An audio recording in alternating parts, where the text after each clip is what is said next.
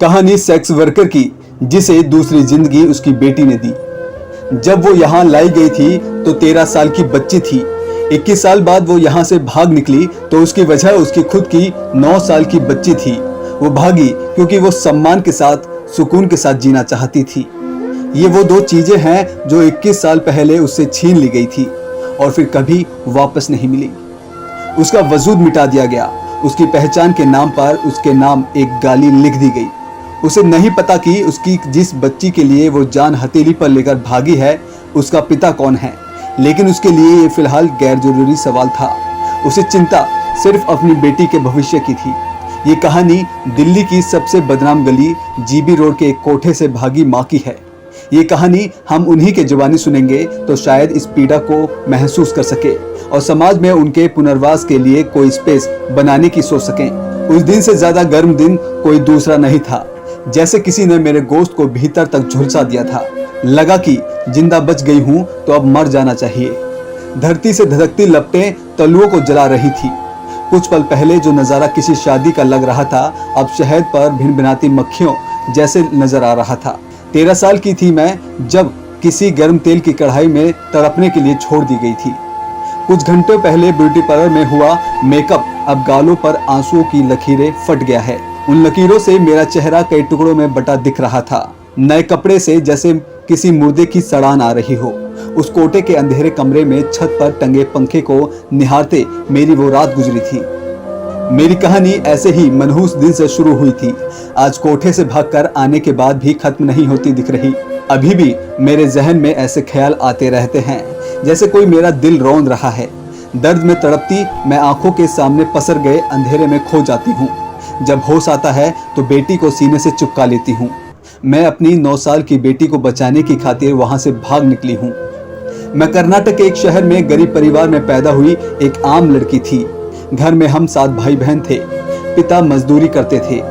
गुर्बत की जिंदगी में 12 साल की उम्र तक सिलाई कढ़ाई सीख ली थी।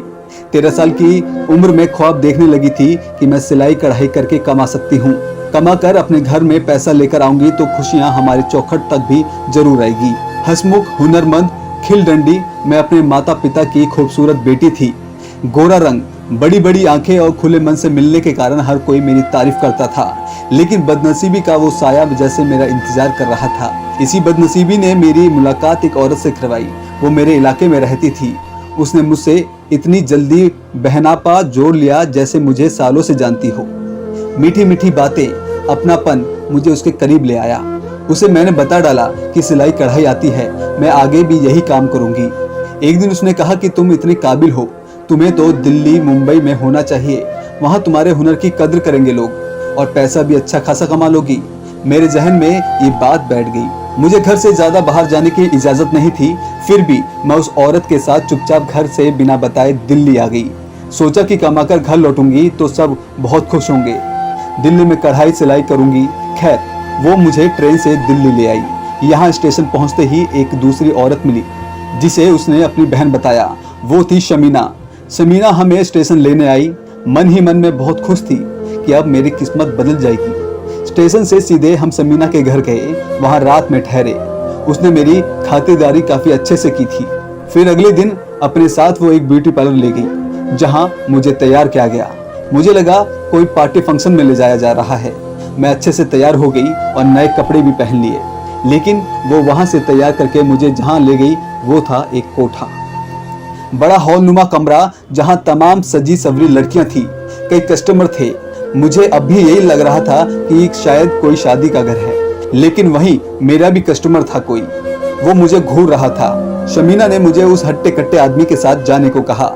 मैंने पूछा, दीदी कहाँ भेज रही हो? उसने कहा, जाओ, जाकर बात कर लो। मैं अंदर गई। कुछ भी पता नहीं था मुझे कि ये क्या हो रहा है। अंदर आते ही कस्टमर मुझ पर टूट पड़ा। मेरे कपड़े उतारने लगा। मैं रो रही थी कि ये क्या हो रहा है। मैं बचने लगी तो कस्टमर ने कहा कि कुछ नहीं हुआ और उसने मेरे सारे कपड़े उतार दिए। मैंने बचने की लाख कोशिश की लेकिन कमरा चारों तरफ से बंद था। उसकी पकड़ भी इतनी मजबूत थी कि मैं डर रही थी। मुझे लगा कि जैसे कोई गोश्त का पहाड़ मेरे ऊपर गिर गया। बाहर बहुत ज्यादा शोर था और कमरे में इससे भी ज्यादा। मैं समझ गई थी कि अब बचने का कोई रास्ता नहीं है। सिर्फ जिंदा रहने की चाहत थी कि किसी तरह जिंदा बच जाऊं। जैसे ही वो शांत हुआ, मुझे छोड़ा, तो मैं वहां से रोते रोते वापस लौटी। वहां से निकलकर मैंने रोते हुए उन लोगों से मुझे वापस अपने घर भेजने को कहा, लेकिन सबका रवैया एकदम बदल चुका था, क्योंकि मैं अब बिक चुकी थी। समीना ने पहले प्यार से समझाया कि ये कोई बड़ी बात नहीं है, हमारे साथ भी यही हुआ था। जब जिद की तो बहुत तेज आवाज में डांट कर यही कहा कि हम सबके साथ यही हुआ था, तो हम तो नहीं रोए, अब यहीं रहो और अब कहीं नहीं जा पाओगी। इस तरह 13 साल की उम्र में मैं जीबी रोड के कोठे पर बिक चुकी थी। अब मेरी पहचान बदल चुकी थी। उस पूरी रात नींद मुझसे दूर भागती रही, मेरे चेहरे की दमक कहीं खो गई थी। मैं अपने बचपन के लम्हों को याद कर रही थी, माना कि हम हमेशा से गरीब थे, लेकिन हमारे चेहरे पर रौनक तो थी। मुझे अपने शहर के रंग बिरंगे फलों और सब्जियों की दुकानें याद आ रही थी। मेला, सिनेमा, भीड़ भाड़, भाई बहनों के चेहरे, सबकी याद ने मुझे पूरी रात सोने नहीं दिया। आंसू भी जैसे कम पड़ने लगे थे। अगली नई सुबह मेरे लिए नई रोशनी नहीं बल्कि एक अंधेरा लेकर आई। मेरे लिए अब तो जैसे सुबह होना ही बंद हो गया था। अब अगली सुबह से मेरे पास कस्टमर भेजे जाने लगे थे। उनकी ना उम्र देखी जाती, ना रंग रूप, ना सलीका, सिर्फ पैसे से मेरा शरीर बिक रहा था। एक दिन में 30, 40, 50 कई कस्टमर आते थे। मुझे बहुत दर्द होता था। ये उम्र खेलने कूदने की थी और मैं किस दलदल में फंस गई थी। मैं लगातार रोती रहती थी, पर बचकर भागने का कोई रास्ता नहीं था। फ्रॉक पहनने वाली दुबली सी लड़की अब चटकीला सलवार कुर्ता और मेकअप पोत कर बैठाई जाती थी। इसके बाद ये सिलसिला चल निकला। मैं यहाँ से कई कोठों पर रही। पहले समीना ने मुझे 70 नंबर के कोठे पर ले गई, फिर 64 नंबर पर, फिर लाई 56 पर और फिर 56 के नीचे ले गई। कोठे बदलने से भी जिंदगी में कुछ नहीं बदला। उल्टा धमकियां, डांट और जुबान खोलने पर थप्पड़ भी लग जाता था। कुछ दिनों बाद वो मुझे पूना भी ले गई। पूना में भी 2-3 साल कमाया और फिर वापस लौट आई। मेरा माँ बनना और ना बनना भी जैसे उन्हीं के हाथ में था। उसने बच्चे कराने से पहले मेरे 3 बार अबॉर्शन करवाए। ऐसा होता था कि कई बार कॉन्डम के बावजूद गर्भ में बच्चा रुक जाता था। कोई कस्टमर इस कदर बदतमीज होता था कि उसके वहशीपन से कॉन्डम भी फट जाता था। इस तरह साल में मुझे बच्चा रुक जाता था। कई बार प्रेग्नेंट होने पर मुझे दवा खिलाई गई, फिर 2 बार अबॉर्शन करवाया गया। फिर ऐसा होता था कि जो भी पुलिस वाला रेड के लिए या फिर चेकिंग के लिए आता था, उसकी पहली नज़र मुझ पर पड़ती थी। मैं बहुत छोटी लगती थी, इसीलिए मुझसे जबरदस्ती बच्चा करवाया गया ताकि मैं बड़ी लगूं, ना कि नाबालिग। शमीना बोली कि बच्चा मैं पाल लूंगी, तू बस कर ले। मैं इस तरह से माँ बन गई। मेरे पास पूरे दिन में कई कस्टमर आते थे और गर्भ निरोधक लेना बंद कर दिया था।